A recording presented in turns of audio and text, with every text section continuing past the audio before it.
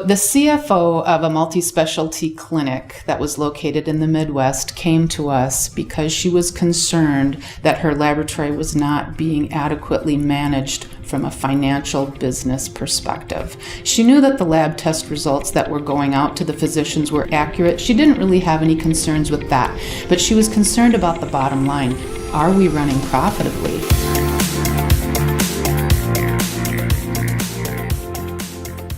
Even pretty savvy lab directors, they aren't necessarily business people, right? And so they're not as familiar with the cost structure and the total financial structure of the laboratories that they run, because they're really focused on patient care. They're focused on the clinical side of their business. And so our staff went in and took a look at all of the testing that they were doing from each department in the laboratory, and we figured out what all those costs per tests were. And then we came back and we made recommendations to them on how they could improve their bottom line by doing the most appropriate testing in-house and sending out the most appropriate testing. Through this exercise, we were able to recommend to them $200,000 in savings to them, and it was relatively pain-free for them. It was really just shifting a portion of their business from outsourced to being done within their own laboratory. So I started my career as a med tech, working on the bench at the University of Minnesota.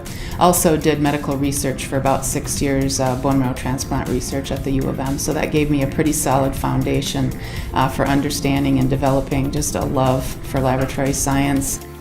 Two of my specialists are former laboratory managers. One of them managed a laboratory in the military system. The other one managed a laboratory within Intermountain Healthcare, who of course is our owner organization today.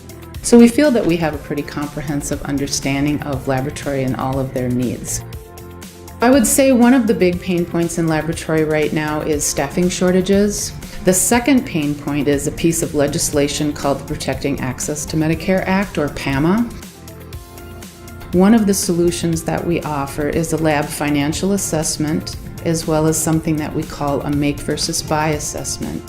And the newest solution that we're adding to our repertoire is a laboratory-specific revenue cycle management system that is going to focus on the nuances of laboratory billing. So instead of cutting costs, we're going to help our laboratories realize more of the income that they have coming to them based on the work that they've done. When we get started on financial assessment, basically what we need from the laboratory is access to be able to understand what their systems are. And then once we have all of that information, we put together the cost analysis, and then we come back and give a recommendation on how they should change their operations to be able to optimize their financial picture.